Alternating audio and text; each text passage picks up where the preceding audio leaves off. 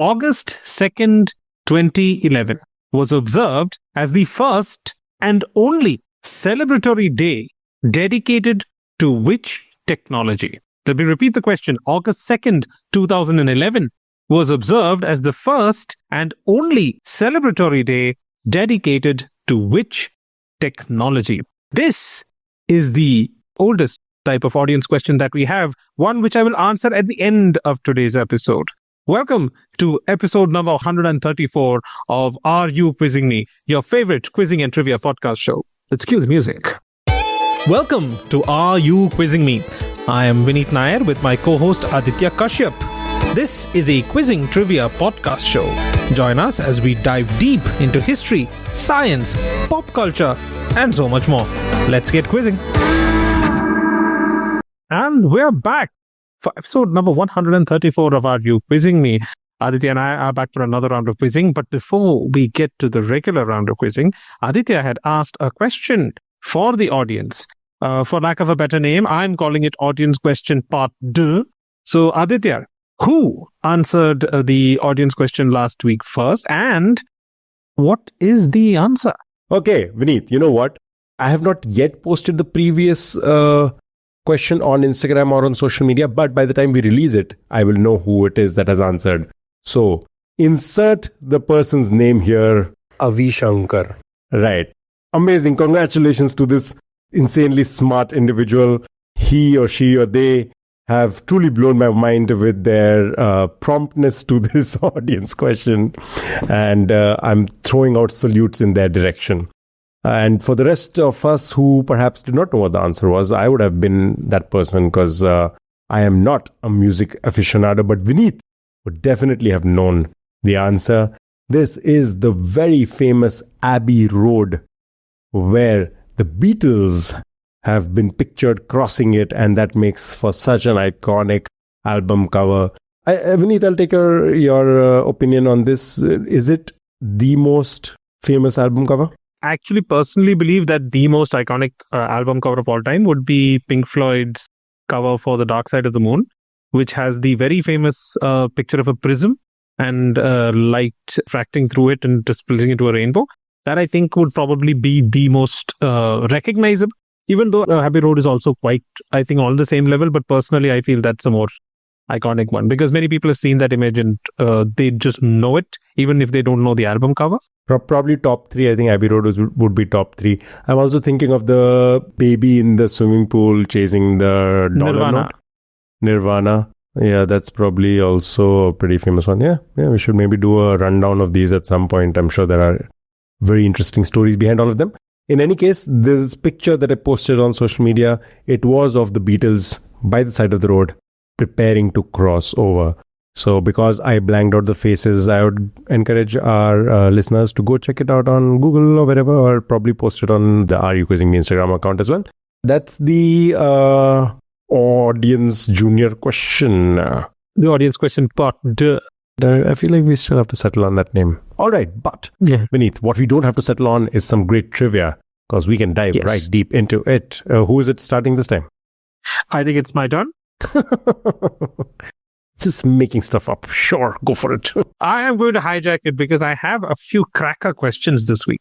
Exciting. Aditya, let's start off. I'm not going to be surprised if you don't know the answer directly, but hopefully you can answer some of the adjacent questions and then I can give you the straight trivia itself, right? Because actually the adjacent portion of this is more exciting than maybe the actual name or the answer. So let's get to it. X is a traditional bowed instrument built around a simple but distinctive design. A bamboo neck fixed to a hollowed half coconut shell stretched with goat skin to form a resonator. Its strings, often made from horsehair, are played using a wooden bow, sometimes adorned with small bells. For generations, this instrument has been performed by the Bhopas of Rajasthan, particularly while singing and narrating long epic traditions such as heroic folk tales. Music historians believe that this folk instrument is not just culturally significant, but also historically important, often described as an early ancestor of another more familiar instrument, Why? So I want you to tell me the original instrument and the other instrument which many music historians believe was inspired by this. Stringed instrument and Rajasthani stringed instrument, nothing in my limited knowledge of musical instruments jumps out to me. You also said Bhopas of Rajasthan, is it? Yes. Okay, interesting. I haven't heard of this particular community. But I think Bhopa is also the word for horn, or maybe it's similar sounding. I'm sorry if I'm off the mark on that, but I think Hindi or it's some sort of a Hindi adjacent language has that. I've heard it being used. In any case, this doesn't sound like a wind instrument. This sounds like a stringed instrument. I am assuming the original instrument might be some sort of esoteric term or very specific thing that a general lay person like me might not know. You may have heard of it. Okay, but I'm going to try to guess first the more common instrument that is inspired by it, that you said. Okay. And for that, I'm going to say the Veena. No. We are looking at something a little more commonly known than the Veena. More than the Veena, okay. I don't know how in the hierarchy of general public awareness would you place Veena and sitar. So I'm assuming sitar is also not the right answer? It's not the right answer. I specifically Okay, cool. mentioned something about the instrument which I thought was a giveaway. Maybe you didn't catch it. You can still give one more guess before I give you that clue. Okay, so we're out with Veena, we're out with sitar. You want to repeat the part that I missed or ignored? See, kids, this is why you should pay attention in class. So, I'm going to repeat the question again. X is a traditional bowed instrument built around a simple but distinctive design. Bamboo neck fixed to a hollowed half-shell coconut shell stretched with goat skin to form a resonator, strings often made from horsehair, played using a wooden bow, sometimes adorned with small bells. Okay. No, I did hear that. I don't know why I ignored that part. Bowed instrument played with a bow. It's, oh my God, this is that thing which looks like a very mini sitar only, I guess, or whatever. Similar to that, and then they hold it and they play it with that bow or whatever it's called in the local language. Okay. I know this. Just it's slipping my mind right now. Give me a letter or something because I do know this. Oh God, what is it? I'm going to give you another clue. Think the Ramayana. It's not just like featured in the Ramayana. It's a direct connection to the Ramayana. The name has a very direct connection to the Ramayana. Okay. Is it named after one of the characters in Ramayana? Something Yes, Ram, something very Sita, good. Lakshman. It is named after one of the characters in the Ramayana. No, okay, then I don't know this. Then I'm maybe off the mark. Then I don't know. Let's just say that there is a character in the Ramayana whose name translates to the one who causes to roar or terrifying scream. Isn't that Ravan? Very good. So, what instrument is named after Ravan? Have you heard of it? No, then I'm off. Then I don't know what it is. Fair. You may not have heard of it. But guess which instrument it is supposed to have inspired? I can only think of that one small handheld violin-esque instrument that is in India. I can't think of any other Indian, unless it's not an Indian instrument that it inspired. It inspired an internationally known instrument. Let me put it that way. Oh, that common instrument. Okay. That's why I was off with the Veena and sitar. Okay. I was thinking Indian instruments. Then the violin, because I know what you're talking about. It's the violin. Yes. Oh. So the instrument that I'm talking about, or X, which I've been describing, is the Ravanhatta. Oh, okay. Vaguely familiar, but yeah. I didn't You know the may name. have heard of it. Okay. Now, the name Ravanhatta basically is supposed to be a corruption of the term Ravanhasta Veena. Okay, hand Veena. Oh, I was quite close. Okay, nice. The legend states that Ravan attempted to lift Mount Kailash to please his mother. Okay. But Lord Shiv basically trapped him beneath the mountain. The legend goes that he used one of his toes to apply pressure to the mountain. It kind of trapped Ravan underneath the mountain. To beg for mercy and to sing Lord Shiva's praises, Ravan crafted the first Ravanhatta using one of his own heads, an arm, and his... Okay, I've heard this legend in two ways. One version of the legend says that he used one of his hair as strings. Another one is that he used one of his nerves or veins as a string. Wow. So that's where you get the term Ravanhatta. As I mentioned, it's a cultural heritage of Western India, specifically Rajasthan and Gujarat.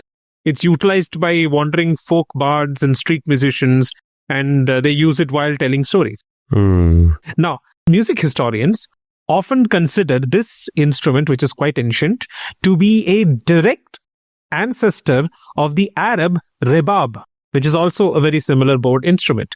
And it may have basically inspired what we currently know as the violin. So some sources Wow. suggest that between the 7th and 10th century ADs, Arab traders brought the Ravanhatta from India to the Near East, or what we call as the Middle East today, where it provided the model for the Arab rebab and later on the violin when it went to the West. Say Arab Rabab like 5 times in a row quickly. Okay. Nice. That is insanely cool. I had no idea. Ramanatha, maybe I've heard, maybe I'm not sure. But of course, I've heard of a violin. Yes. So technically, Shah Rukh Khan in Mohabbatein was playing Ravan Hatta-esque A instrument. descendant of the Ravanhatta. The original Ravan. Let's be honest, Shah Rukh Khan was not playing anything in Mohabbatein. He had some of the most outrageous... If he was not playing anything, how was he winning hearts, Vineet? Did you not know of the number of women and a fair bit of men across a country who gave up their heart to Rajarin Malhotra? Let's also be fair, that had nothing to do with the violin. That's true. It just has to do with the Shah Rukh Khan. Fair enough. Yeah. From that very unnecessary tangent, let's move on to the city where Shah Rukh lives. I'm talking about, of course, Mumbai, who is associated to the South Court mansion, which is on Long Malabar Hill. Is it an individual or a family? As most families are, there is this one prominent person in that family. And then, of course, there were other people around it as well. But if you give me the person, I'll consider that the right answer. For those who don't know, by the way, Malabar Hill is perhaps one of the most bougie, one of the most affluent neighborhoods in Mumbai. It's synonymous with big money. So South Court Mansion is a big house there. Tell me, who is associated to South Court Mansion in Malabar Hill? I'm not sure whether the Wadia family currently holds it, but I'm fairly sure you're talking about Muhammad Ali Jinnah's residence. Ooh. Wrong answer. No, I'm kidding. That's the right answer. Yeah. Well, that is very well cracked, very quickly cracked. I didn't expect it, to be very honest. I thought I'll have to give you some hints about the Vadias. Let's run the audience past the trivia because they might not be as smart as you are, Vineet. Okay? Because the bungalow was built by Muhammad Ali Jinnah, the father of the nation for our neighboring country, Pakistan, in 1936 at a then exorbitant price of, guess how many rupees? 20,000? So I guess you don't know everything because it was 2 lakh rupees. 2 lakh. Well, I was off by a zero. Sorry. You're off by 0. Fine. Yeah, all right. We'll give it a pass. All right. 2 lakh rupees. Pretty insane amount. I haven't done the math on it. I would imagine this would be just the inflation would make it at least a few crores. But given the property prices along Malabar Hill, this would be easily like tens, if not maybe close to 100 crores. I don't know. And this was built when Jinnah had returned to Bombay from England and he was going to take charge of the Muslim League. So, right, pretty much when his political career was going to shoot up, he was going to get into prominence. And a pretty interesting history there. Played, of course, a huge part in the partition of India. This house he left right before he moved to Pakistan and he decided that he's never going to come back again. And there has been a fair bit of controversy since then as to what this house is meant to be in today's world. But I'll take you back to 15th August 1946. And this was exactly a year before India gained independence, obviously. There was a round of talks that were held between Jinnah and Nehru. This was one of the topics of discussion. They were deciding what to do. And due credit, these men were apparently not on the best of terms. They were definitely not the best friends. But when he requested Nehru, the then Prime Minister, to allot his house to any foreign consulate, preferably European, as he wished it to be given to a European family who would appreciate the architecture, Nehru acceded to his request and offered him some rent on it as well. You know what, like even between, if not enemies, at least people who there was no love lost, he still wanted to respect and honor his request. Jinnah died before that could be finalized, so it was never truly given to anybody. Government of Pakistan has asked them to figure out if there can be a way for them to have some sort of a consulate or some version of a government body over there in the house. India hasn't really accepted that. Fair enough. I understand why India wouldn't. And that is the history of this particular house. So it's currently unoccupied. I didn't mention this. It's an unoccupied house in Malabar Hill. Jinnah also owned another house in Delhi, but he had managed to do the paperwork for it before he passed away and before he moved to Pakistan and passed away later. Do you want to try to guess what's there today? The Pakistan consulate? No, but it is a consulate. Any other? I mean, it's a shot in the dark. Any other consulate? European consulate that you wanted there? The English consulate, the British one. That would be funny. That would be some sort of a weird poetic injustice. I don't even know. No, it's But not. the other shot I would take was Bangladesh. No, it is European. It is the government of Netherlands. It's the Dutch consulate that's there. Yeah. I feel like the Bangladesh consulate wouldn't want to be associated with, given their history with Pakistan also. I remember reading that apparently Jinnah did not expect that post-independence that there would be this level of animosity between the two countries. So again, this is off the top of my head. Apparently he did buy a property in Shimla, which he expected to be able to visit even after the partitions. Yeah, so he did have multiple properties. He was quite a rich man with a very good practice as a lawyer. I'm sure. The description of this place also sounds like he put a lot of heart into it. So maybe it was close to him. And as you very clearly alluded to, the Wadia family traces its roots back to Jinnah because his only child, Jinnah was married twice. He had a child with the second wife, and that is Dina Wadia. Dina Wadia, the only child of Jinnah, was a British-born Indian American.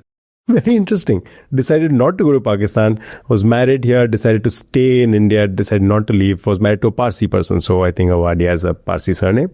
I think they're an very old shipbuilding family. Pretty big industrial contacts and connections over there. I think there were contentious relations between the father-daughter duo, but at the end, if I'm not wrong, they did reconcile it, especially when I think Dina Wadia had kids of her own. And I think Jinnah was at least played some sort of role in that.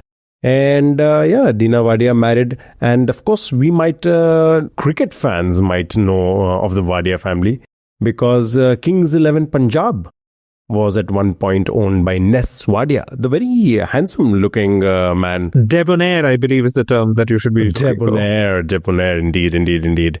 And I think at that point he was dating Preeti Zinta, and that was the it couple from Bollywood and the business sector of Mumbai. That is the same family that traces its root back all the way to Jinnah. And Jinnah's house is in Mumbai, still unoccupied. So anybody looking to go assert squatters' rights? This is not legal advice. Don't follow me. Please don't listen to me at all. Very nice question. I am going to move to the same time period. This is roughly 1943. So in April of 1943, Allied code breakers faced a massive dilemma. They had intercepted secret communications revealing the exact locations of two high-value enemy targets. Acting on the first piece of intelligence, President Roosevelt personally authorized the longest fighter intercept mission of World War II to shoot down a plane over the Solomon Islands, killing the first target. The same code-breaking network had also picked up chatter about an unprecedented mid-ocean rendezvous off the coast of Madagascar. A high-profile civilian was secretly transferring from a German U-boat to a Japanese submarine via a rubber raft. The British desperately wanted this man, target number 2, as he was a massive threat. However, the Allies deliberately let the submarine sail away unharmed, because they knew that if they pulled off a second miraculous pinpoint interception in the exact same week, the Axis powers would instantly realize that their top secret codes had been broken. So, two-part answer. Who was the high-ranking target number 1 who was assassinated in the plane crash? And number 2, who was the other leader or civilian who the British really wanted to kill but was allowed to escape? Interesting, because when you first started talking about this, I was thinking about some passenger ship or basically the idea that there was some collateral damage that the Britishers allowed in that case. because I think Enigma had broken some codes, and the German U-boats were going to attack something. The British had knowledge of it, but they couldn't save or couldn't do a counter attack, or couldn't do a preventative rather attack, because preemptive attack, because then the Germans would have figured out that their codes were being broken. So I think they allowed a few people to die. I think this was featured in the movie also with Benedict Cumberbatch. I think the Imitation Game, I think it was called. Yes. Pretty good movie.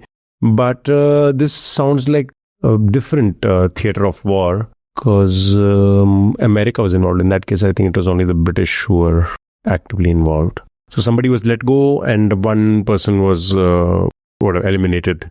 Yeah, so target number 1 was a military target. The Americans really, really badly wanted him. So Roosevelt personally authorized the longest fighter intercept mission of World War II just to shoot down this person. Somebody very important.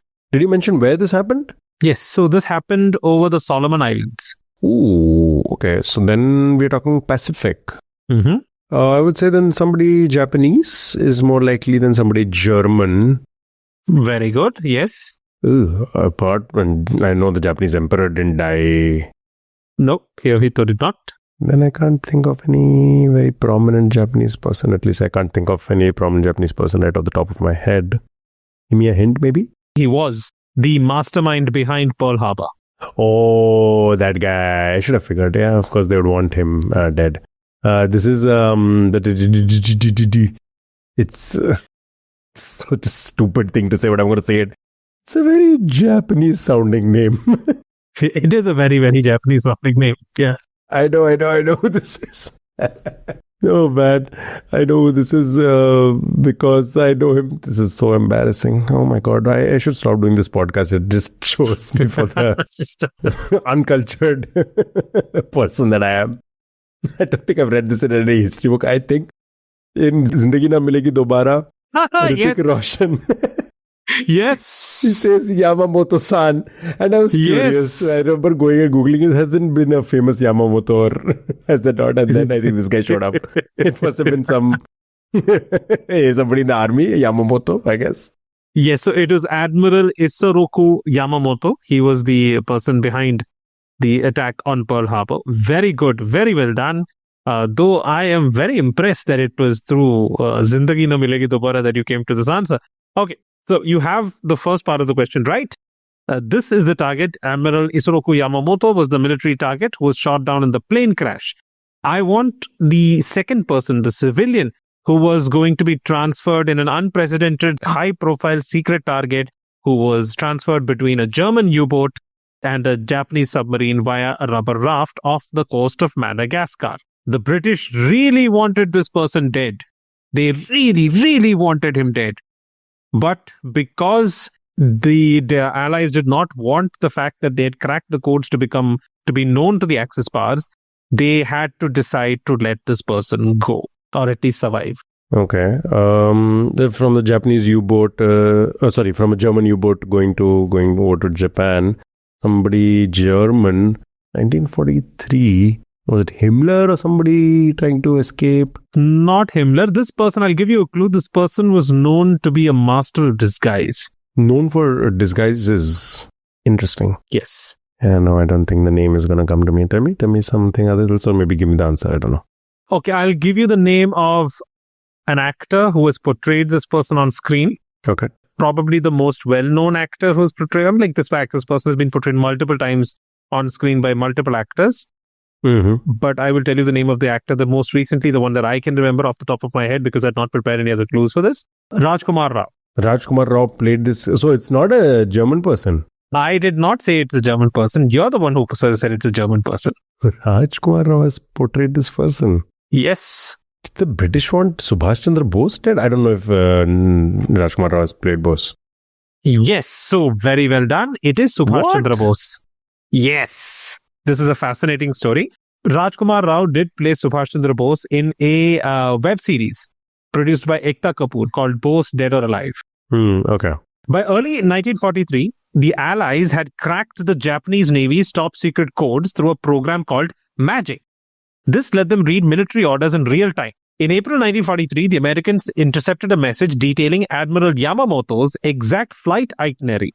Yamamoto, who was the mastermind of the Pearl Harbor attack, was flying from Rabaul to Balale airfield near Bougainville in the Solomon Islands for a morale-boosting visit to his troops. President Roosevelt personally greenlit Operation Vengeance.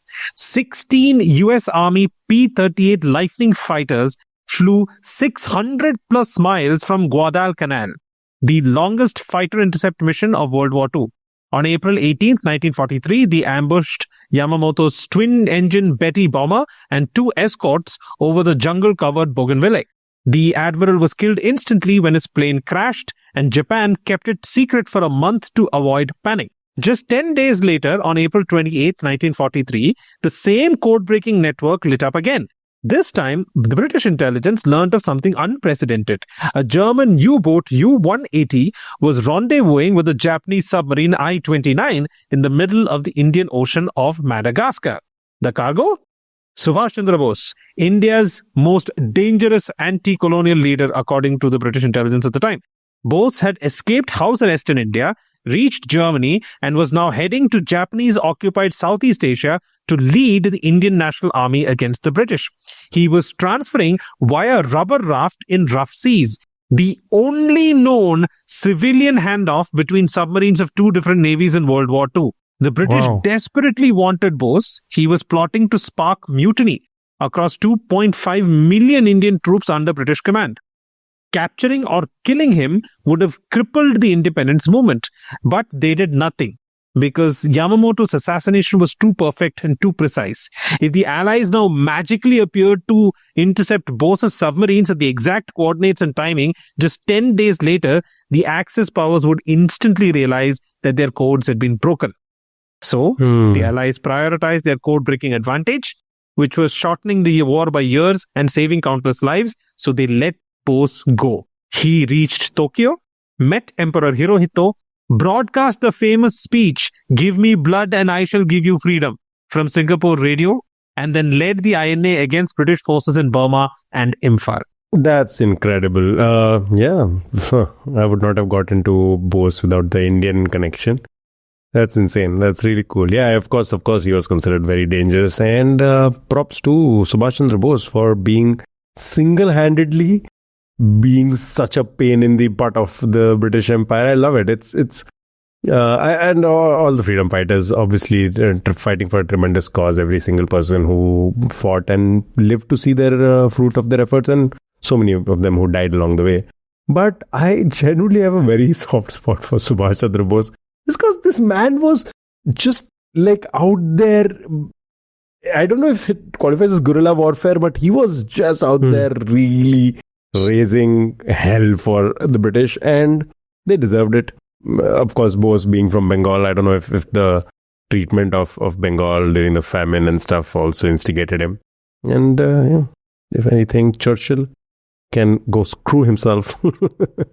And whatever pain Bose caused him, he totally deserved it. And I was, as a child, I think it was the first conspiracy theory I encountered was that Bose is alive. He survived the plane crash, or never was on the plane, or whatever. He parachuted out. There are a few of those theories. And I think the child in me truly wanted it to be true because I thought he was such a cool guy. So I also have a soft spot for Subhash Chandra Bose because we both share a birthday. Wow. Oh, that's nice. Okay, that's nice. You know who I share my birthday with, Vineet? I share my birthday with the very smart tech billionaire and also potentially a pedophile, Bill Gates. We don't want to get screwed. Yeah, that's sued. True. Sorry, let's just say Bill Gates has been associated with definitely a terrible man who was also a pedophile, Epstein. So yeah. Maybe Bill Gates was innocent, but I would hold my reservations on that. Okay. So Vineet is cool and associated to Subhash Chandra Bose, and I want to forget that I am associated to Bill Gates via my birthday. And I don't feel too good about it. So let me talk to you. Let me talk to you about something that does make me feel good, and that is etymology. Oh God. Okay.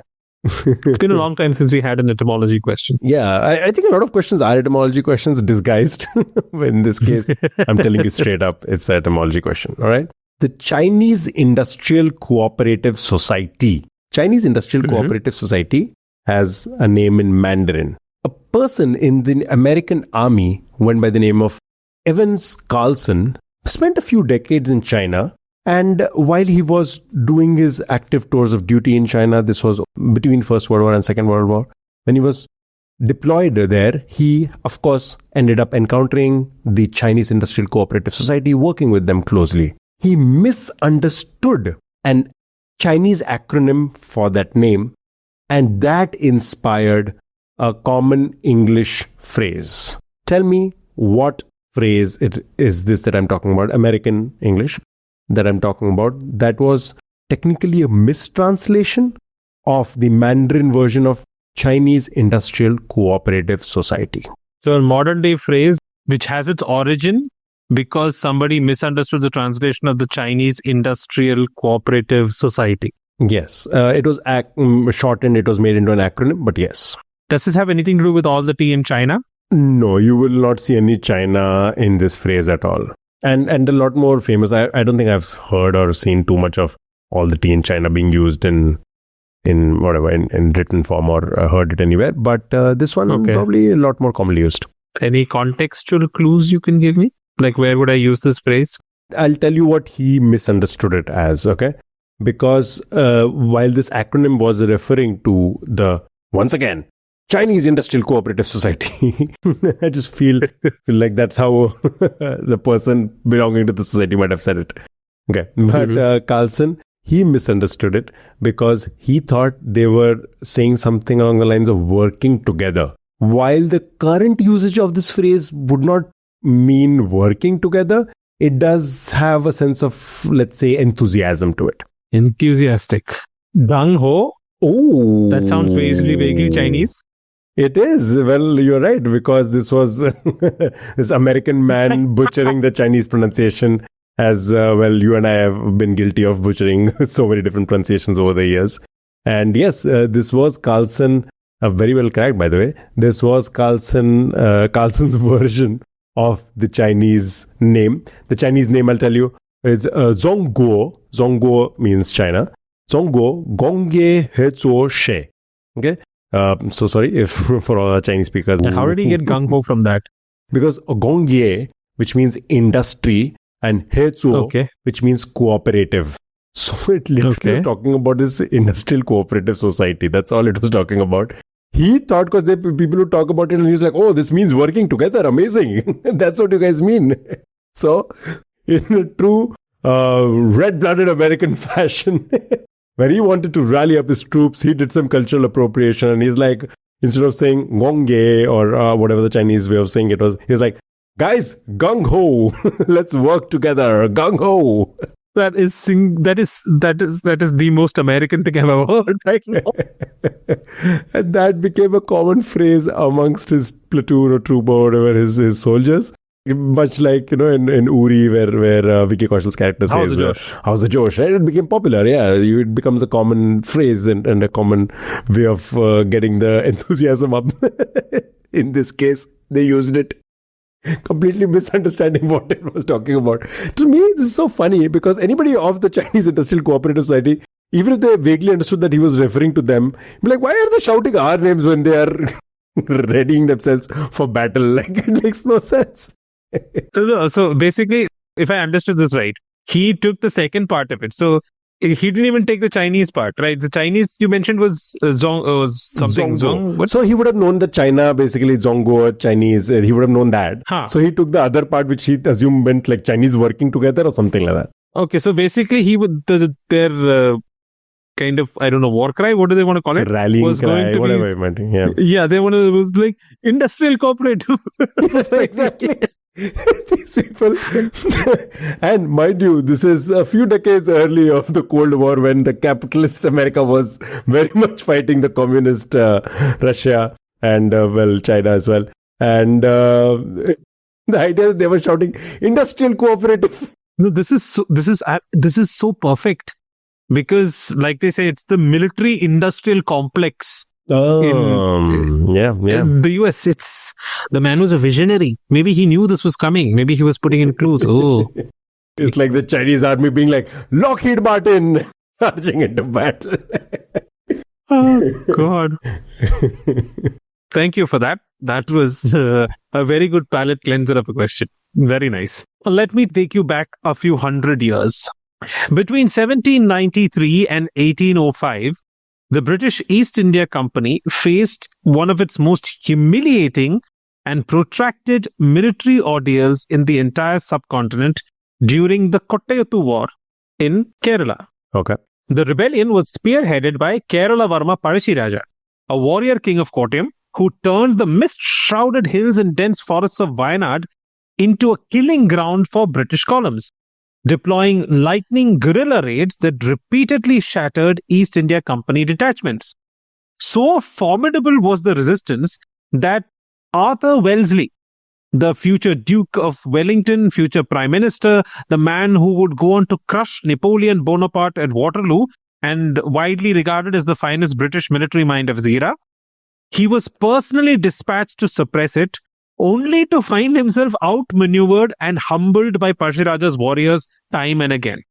Wow. After over a decade of costly and embarrassing failure, the British finally prevailed only upon Parshiraja's death by betrayal in November 1805.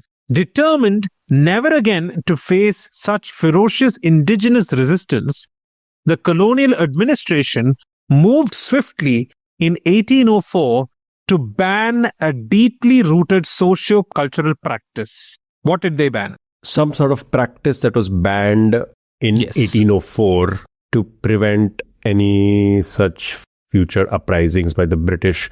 I'm assuming because this particular ban, Kottayam in Kerala, has to be some sort of Mallu cultural thing. Is it in present day India? Yes, it did have its renaissance. It's quite popular. It's quite visible. I don't think it would be Jallikattu, the bull race, I think.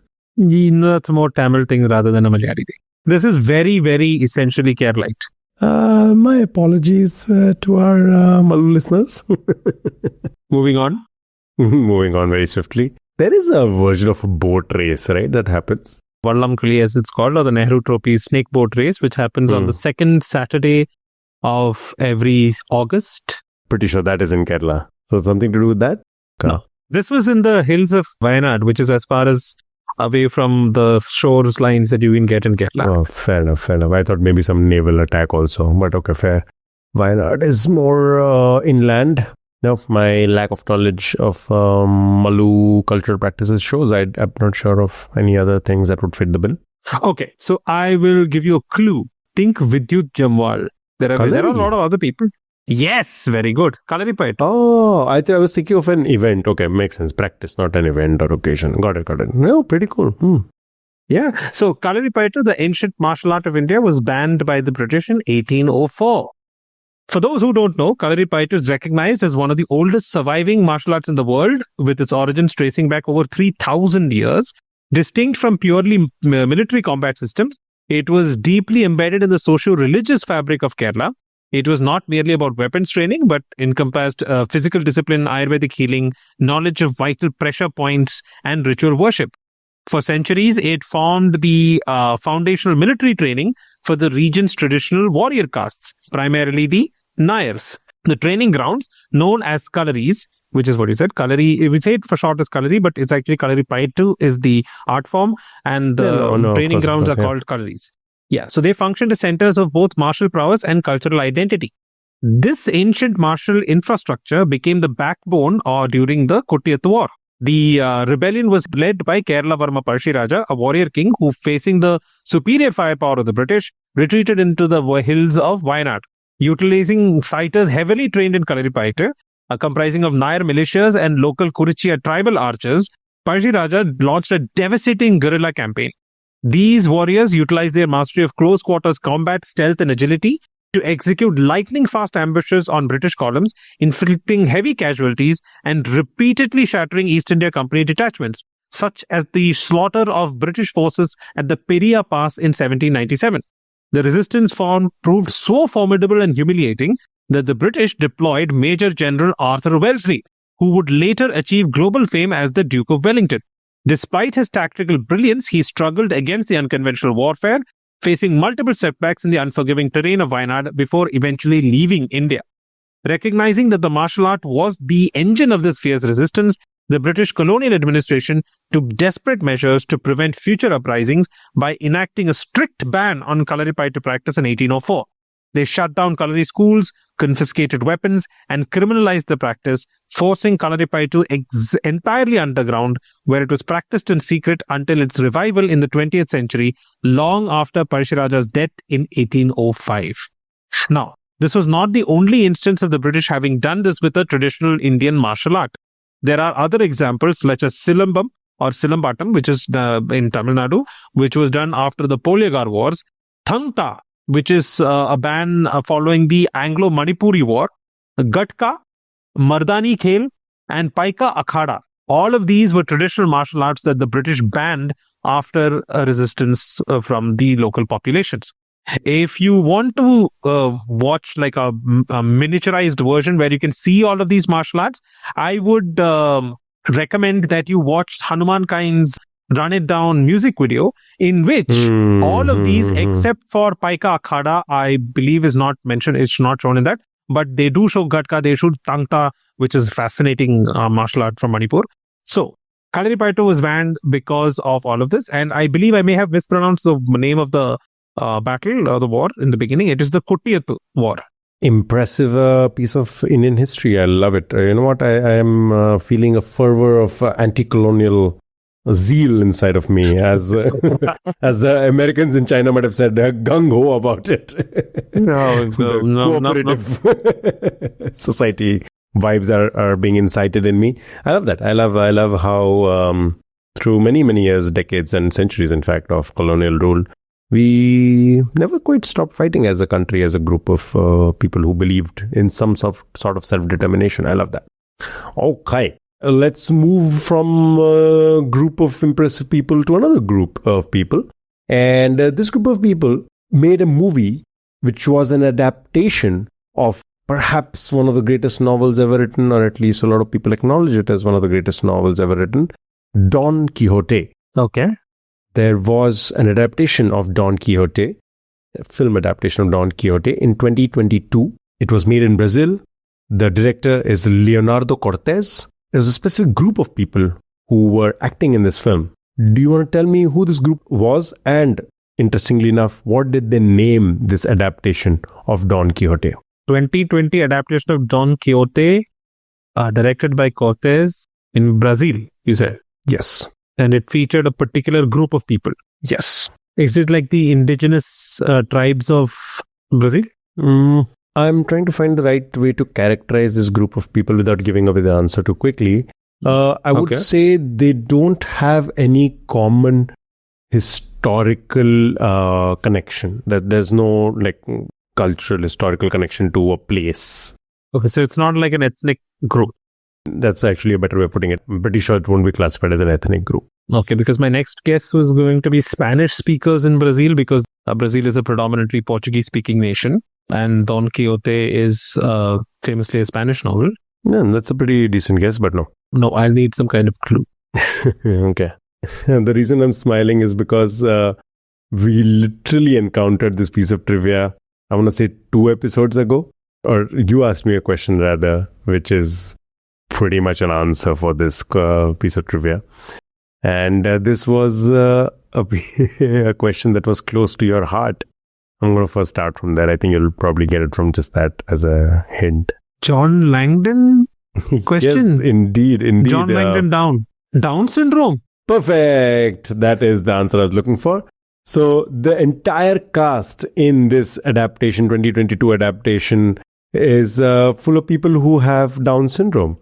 And I assume like a lot of these diseases, I'm assuming there's a spectrum. Not a medical professional, don't know too much about it. But in any case, no, Down syndrome is specifically just like there's one condition, trisomy 21. Those are Down syndromes. Autism spectrum, yes, that's a neurodivergent spectrum you can have from mild autism where it's the person's completely functional, absolutely no problems except for a few quirks, to kind of non-verbal savants and things like that, and Asperger's syndrome somewhere in the middle. Right. In this case, I would imagine then it wouldn't be anything outside of people with Down syndrome, because Leonardo Cortez, who's also playwright, director, and screenwriter, he founded the ADIT theater group within ADIT, which is Association for the Integral Development of Down. So it specifically caters to people Down syndrome with this particular condition. And for 23 years, the ADIT group has maintained an uninterrupted production of theatrical shows inspired by the great classics of world theatre. I couldn't find any other ones that, I found a few, but I couldn't find anyone which tickled me as much as this one, because the name that they chose was such a fun, cute name. So tell me, Vineet, what name did they choose for their adaptation of Don Quixote? So I'm guessing it's Down Quixote. Down Quixote. It's such a lovely name. Sense. I love that. I love the fact that it's in your face. It's right out there. All of them have Down syndrome, and they own it and they celebrate it, and they made a movie out of it. I haven't seen it. I haven't really found any resource. I tried to find somewhere I could watch it. Without illegally watching it. I would love for the people who made it to be at least recognized without me pirating that film. So yeah, I'll try to find a way to watch this movie. In any case, those of you who have access to it, go ahead and watch it. Enjoy it. It's sounds like a cute, fun piece of movie. And it's Down Quixote in 2022. I haven't watched the movie, so I can't be sure, but I believe I've seen the trailer of Sitare Zameen Par. I think also has an extensive cast of Down syndrome actors. Mm-hmm, mm-hmm. Is it just Down syndrome, or are there other? Because I've not watched the movie, I've just seen the trailer. Of course, Sitare Zameen Par, the cast is across the spectrum. Like, there are, of course, neurodivergent people, but neurotypical people. Definitely Amir Khan is there. So yes, all of those actors who don't... I think in this movie, because I saw the trailer, I saw some other short clips, I didn't see a single actor who did not look like they had Down syndrome. So I think they just took a cast of entirely people with Down syndrome, which I love, which I think is such a nice way of... making art which speaks to beyond just their typical viewer. It's very nice. It's very sweet. It's actually quite sweet. Very heartwarming. Let's bring the dial back to India. Again, very history-heavy questions today for me. I don't think you ever move the dial, at least on your end, from India. It's been in India only. This is also India history related. I don't do very many contemporary India questions for some reason. It's history that fascinates me. And we have a lot of it to mind. That is true. Okay, so this is a fairly simple question. I am almost 100% sure you will get it in one, maybe two guesses. That's it. All right. No pressure. In 1919, while staying at the Lahore home of Rambhuj Dutt Chowdhury, X formed an intense relationship with his host's wife, the formidable Sarla Devi Chaudhrani, which lasted till mid-1920. Notably, his letters to her underwent a telling transformation, shifting from the formal salutation, "My dear Sarla Devi," to the intimate "Dearest," and being signed off with love. X famously referred to their bond as a spiritual marriage, with his secretary dubbing it an intellectual wedding. Fearing public ruin and scandal, associates of X, like C. Rajagopalachari, who would become the first Indian Governor General of India, eventually intervened to end the infatuation. I want you to identify X. Who was this person who had, let's call it infatuation? Maybe something more? Soft spot. Definitely a soft spot. It went way beyond a soft spot, trust me. Okay. I don't want to crack an inappropriate joke just in case this is somebody that I'll get cancelled for making inappropriate jokes about. I know Nehru was popular amongst women. Definitely had that kind of a vibe. But is it him by any chance? I would have expected nothing less, but the most obvious answer, it's not Nehru. If it is not Jawaharlal Nehru... Oh, okay. You know what? I'm going to try to take a guess. Was this some sort of an industrialist? No. Oh, okay. I was going to say some Tata or something. Okay.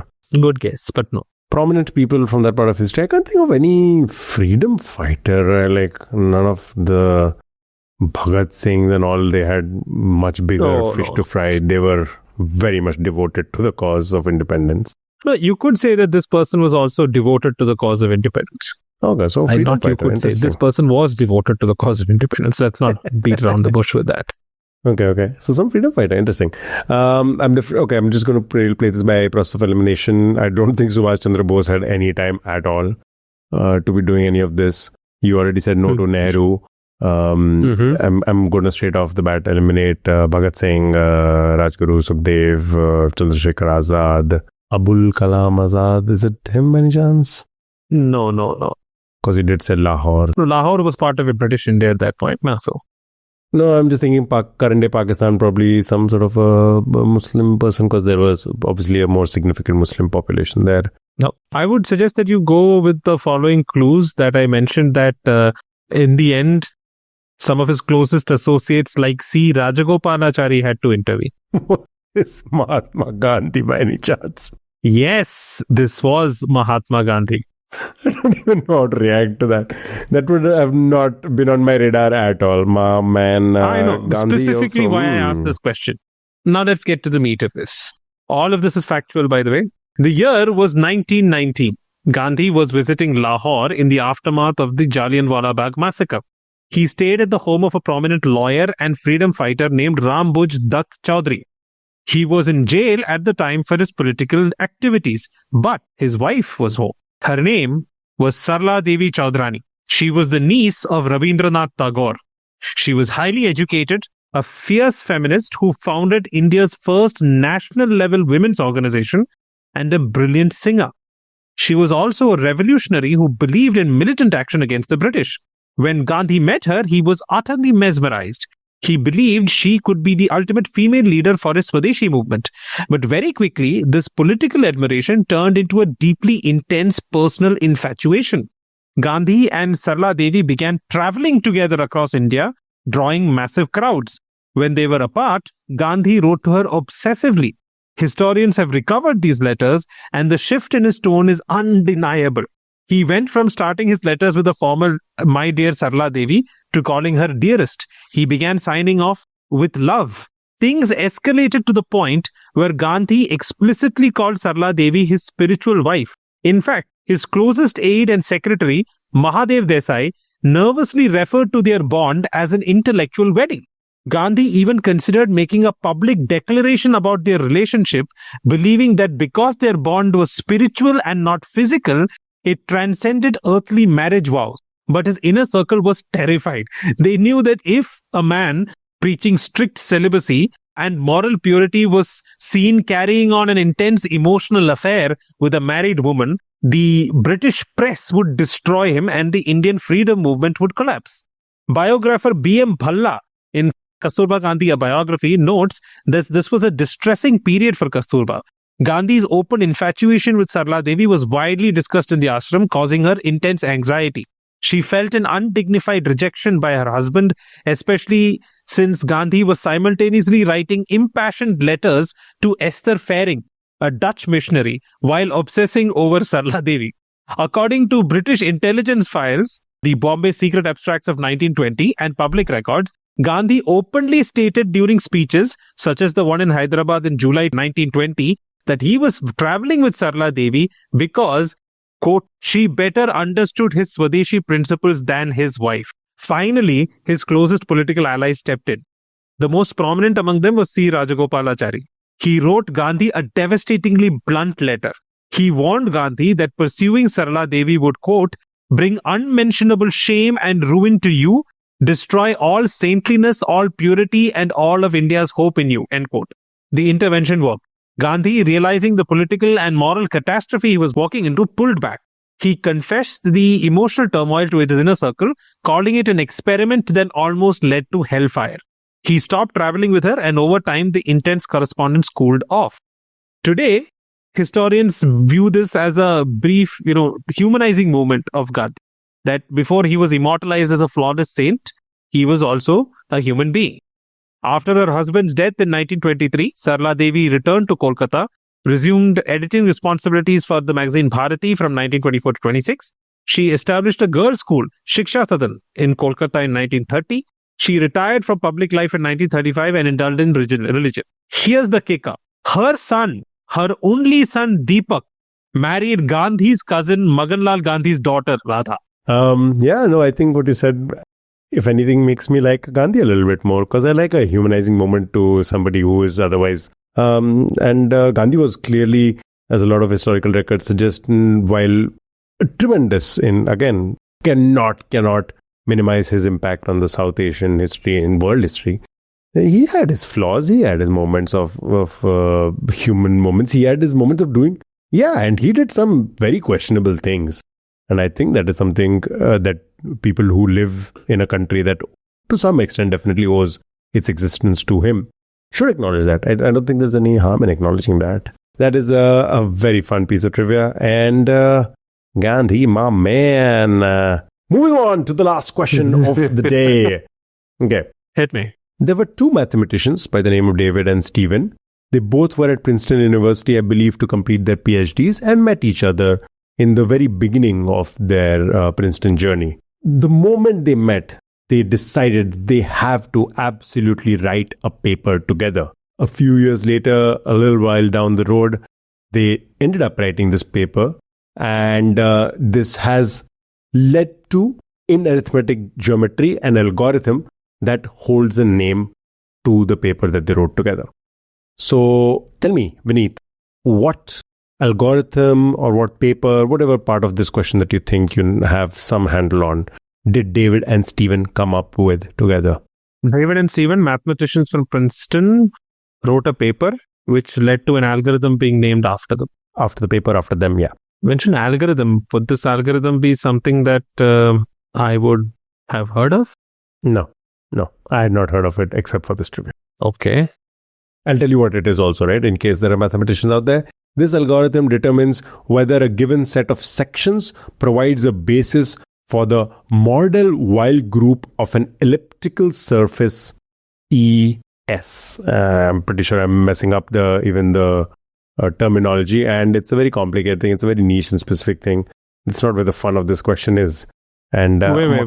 Repeat that? Okay, I don't know how mathematically inclined you are, but I would be very surprised if you know the name by the description, but I'll repeat it in any case. This algorithm determines whether a given set of sections provides a basis up to torsion for the model while group of an elliptical surface ES, where S is isomorphic to the projective line. Does any of it make sense to you? I want to say yes, but no. So you're looking for the name of the algorithm, but you've already mentioned that I may not have heard of the algorithm. Yeah. Okay. Reconcile those two things. How can I tell you the name of something I probably would not have heard of? As a great man once said, do not play the question, play the questioner. So you want to try to figure out why I like this question, and it's not my love for math. It is something else. Can you tell me what this algorithm does currently? I have to come clean over here. This question is incomplete because if you were a mathematician, maybe you would have gotten it. But without that, it's tough for you to figure it out. And this has to do with their full names, as is often featured on papers, right? So this algorithm was first published in the 1979 article, Intersection Numbers of Sections of Elliptic Surfaces, by these two mathematicians. Vineet, you might not be a mathematician, but you are definitely a man of science, and you do know a little bit about articles that are published.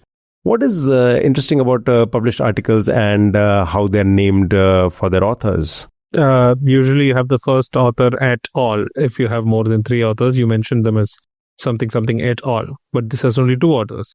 So it's usually in those cases, if it's two authors, we usually say you can say both names. But what name do you use? Would you use David and Stephen? You would use the last names and the first letter of the first names. If it's a paper I wrote, it will be Nair VG. Yeah, exactly. So if you and I were to write a paper together, that would have to be Nair VG, Kashyap A. No, actually, it'll have to be Kashyap A and Nair VG because usually they put it in alphabetical order, given everything else is equal.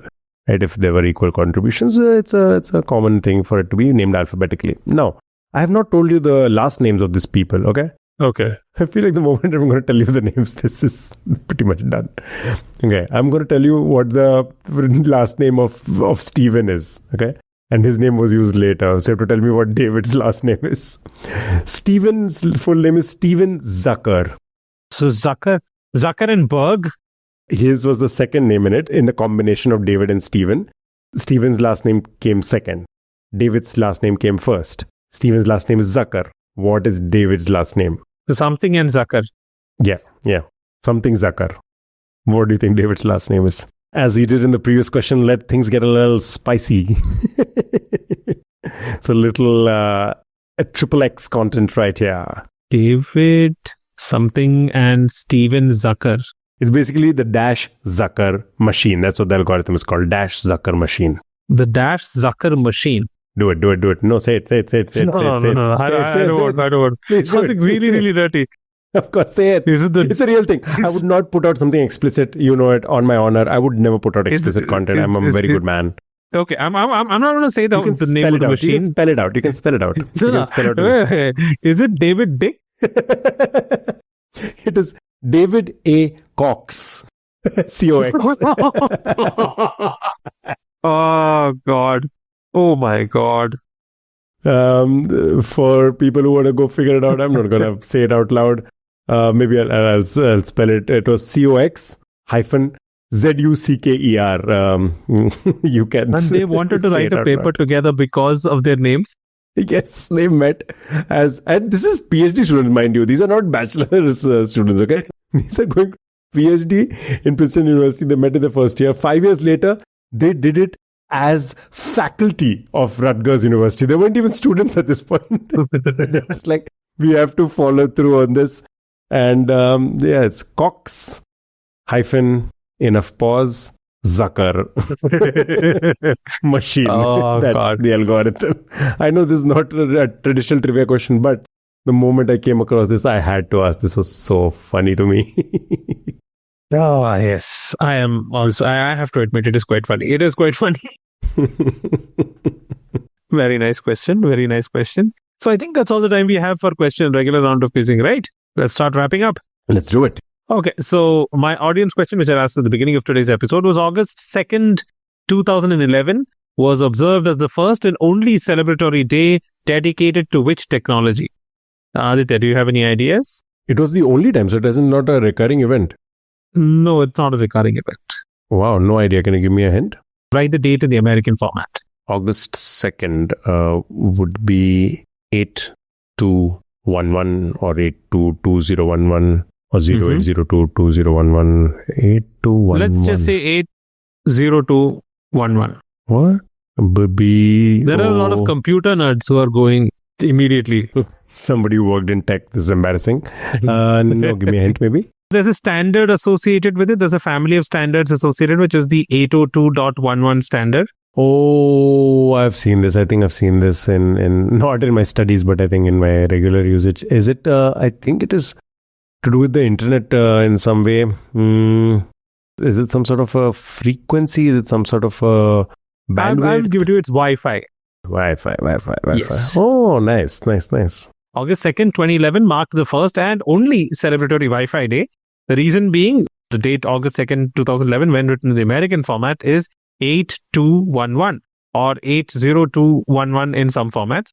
And it directly matches the IEEE 80211 standard, the technical designation for the widely used Wi-Fi wireless networking protocol. Nice. That's the reason it was celebrated that day. Aditya, what's your audience question part 2? Part 2, Junior, the mini. Okay. All right. So the question that I'm going to ask has to do with the, instead of music fans as we catered to last time, let's do somebody who's a fan of cinema. And here is a picture of somebody in the middle of Central Park in New York in 1974. There are two men in this picture. One of them has been blanked out. You're supposed to tell me who this picture is. Some context clues. It is 1974. Central Park, I mentioned film already. So this is somebody who has an acting background. And they are in mime outfits. They're both dressed up as mimers. So they were, I suppose, busking around in Central Park, doing a little bit of a mime show. And the more famous person in this picture has been blanked out. Take a guess. Think about who it could be. Look at perhaps the way they are holding the body, the kind of work that they're doing, and that might maybe lead you to the answer. and put it in the comments on our Instagram page or on Reddit or wherever else we might post this. Go find it and go comment. Very nice. Very nice. We've done with the audience question. It's time for our pop culture recommendations. Very quickly, Aditya, what's your pop culture recommendation for this week? I am recommending something which has an upcoming season, or if by the time this comes out, maybe the season is already released, and that is Deadlock. Deadlock is a show that I watched a couple of weeks ago, and I had to binge it. It is a murder mystery. It's just beautiful, just so much fun. I loved it. It was a lot of fun. There is an actual place in Tasmania by the name of Deadlock. That's where this is placed. And as happens in TV shows which are murder mysteries, there's intrigue, there is false suspicion, red herrings, all of that. The reason I'm recommending it is also because the final reveal, very often I'm like, oh, I either saw it coming, or if I didn't see it coming, it feels like, oh, this is just trying to surprise me for the sake of it. In this case, it felt like a truly well-written reveal, which I did not see coming, and yet I did not feel cheated as a viewer. So very, very rarely does that happen to me. Maybe some people might be like, oh, okay, whatever, not the best, or maybe they figure it out. Either ways, you are smarter than me, I guess, in that scenario. Regardless, I guarantee you a very fun show. The cops or the investigators, the detectives, have done a phenomenal job as actors. Everybody in the cast is great, but the two leads are just so good. Their chemistry is so much fun. This one brash cop who has come from Australia, and she is hilarious. And the other one, which is the most straight-laced, which is funny because she's not straight. But yeah, the straight-laced cop, she is also phenomenally well performed. Check out this show. I believe the season 2 is out soon. I'm probably going to binge it, so you should too. Great. My recommendation is an 8-part book series by an author named Ashok Banker, who's an Indian author.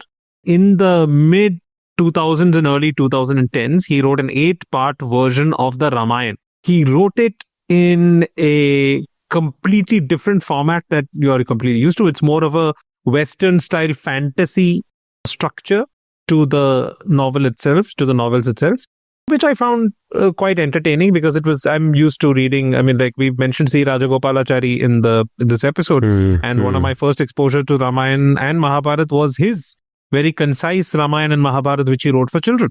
Yep. So that's that. But this is a completely different animal. 8 books, quite big. They're available on Kindle and all other platforms.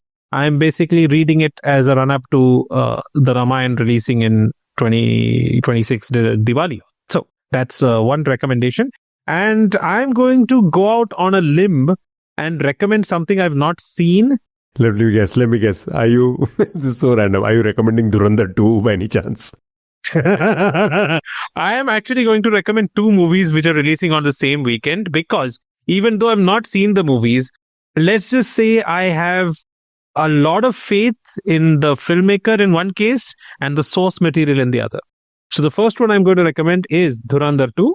I have already booked my tickets for the 18th. Oh, paid previews, my man. I like it. Yes. And the second, which is supposed to release that weekend, is Project Hail Mary. Oh my God. Yeah, I'm so excited. For that.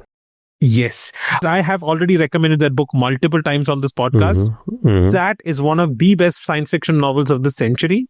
I'm fairly confident you cannot go wrong with that material. And early reviews have also been apparently great. I'm going to go out on a limb and say that Project Hail Mary is going to be one heck of a ride. So, Ashok Banker's Ramayana 8-book series, Dhurandhar 2, Project Hail Mary. I am at this point completely sold on the notion that this is going to be a propaganda film, that it has a very strong political leaning and it's going to lean into it heavily.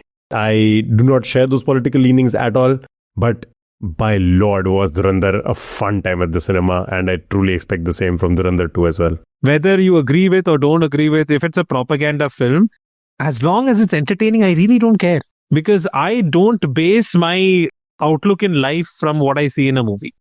That's very fair. That's obviously very fair. And I also believe that if you do believe any filmmaker out there or any person in the creative field like I am as well, if you find the politics of it wrong, I don't think you silence the film. What you do is you go out there and make a film or make a project or whatever art that you think you can, which holds your own politics, and maybe make it well enough that it has the same appeal that Dhurandhar did. And of course, not to ignore the political climate and how there is backlash of certain ideologies.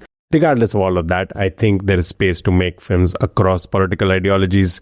You agree or disagree? If it's a good film, it's a good film. You watch a movie as the maker intended it and rate it accordingly. If you feel it has adult themes or complex political themes that would not be understood by children, rate it for adults. And then let only adults watch it. But don't cut out anything. I agree. I don't think there should be bans on films. I don't think there should be severe edits. Of course, edit out extreme stuff, but maybe not most things. And yeah, maybe just rate it. And oh my God, take off that stupid, that cigarette smoking is injurious to I'm not a smoker. I abhor smoking. I think it's a very stupid thing to do to your body. But please don't put it in the middle of my movies, and definitely don't put it in the middle of movies which have everything else which is problematic. But if a man lights a cigarette, that's what you'll give me a warning for. And man could be doing extremely problematic things otherwise. And as an ex-smoker myself, I quit many, many years ago. Let me tell you, it does nothing. Nobody who's a smoker is going to look at that and suddenly think, oh my God, it's injurious to my health. I should stop right now. Oh, never going to happen. You know what? If that does happen, if somebody has ever gone through this, let us know. If you've taken out your cigarette pack and flung it into the air in the middle of a movie theater because you're like, I'm done smoking. Because the screen just warned me that when Sanjay Dutt smokes a cigarette, it's bad. Now I'm convinced. Okay, so that's all the time we have for today's episode. Thank you all for joining in. We hope you enjoyed the show and hopefully you learned something new. Please reach out to us on all our social media platforms. Details are in this episode notes. If you want questions asked on this podcast, please send us those questions on Gmail at areyouquizzingme@gmail.com with the name of the quizmaster in the subject line. We honestly do this blind so that he doesn't know what I ask. I don't know what he's asking. So mail us so that only that person will open the mail. Very often I don't know what I'm asking either. So that's... Yeah, he's not paying attention half the time. Go check out our subreddit at r/areyouquizzingme. Wherever you're listening to us on, whether it's YouTube or Spotify or Amazon or iTunes, please give us a 5-star rating, follow us, subscribe to us. It really helps us with the show. And I think that's about all the housekeeping that's required for this episode. Yeah, people know what to do. So do it. And I have something to sign off today, and that's going to be... Oh God, no. Industrial Cooperative.